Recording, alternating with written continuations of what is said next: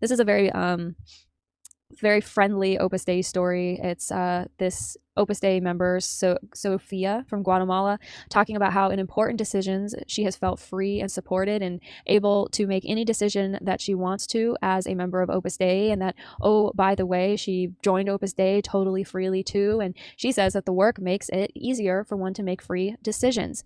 And this is a super short little article. I mean, the font is freaking huge. There's like very little here. It's such a light little article. But it's basically someone in Opus Dei saying, I'm allowed to make decisions in Opus Dei. See, it's really, everything's fine over here, blah, blah, blah. I just wanted to contrast this with some things that other former members have to say about free will.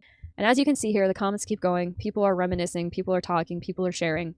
And they deserve to be acknowledged and heard, because for every single article like this that Opus Dei wants to publish talking about how these people feel so free and supported, there is a post on Opus Dei Exposed or Opus Libris like this with dozens of comments from people describing a very different state of affairs.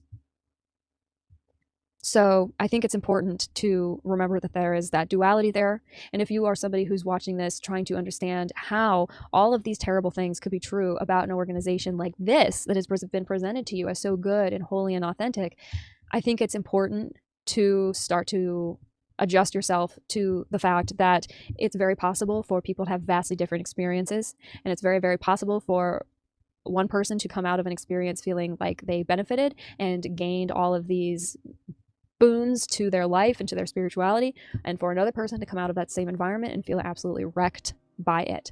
There's a reason for that, and it ties into a lot of dysfunction and a lot of trauma, and we need to be having conversations and talking about that. And I know that there are a lot of people in Opus Dei who would prefer to believe that you are free to make your experience in Opus Dei anything that you want it to be. It's your world, babe. It's your oyster, and it's your world, and we're just living in it.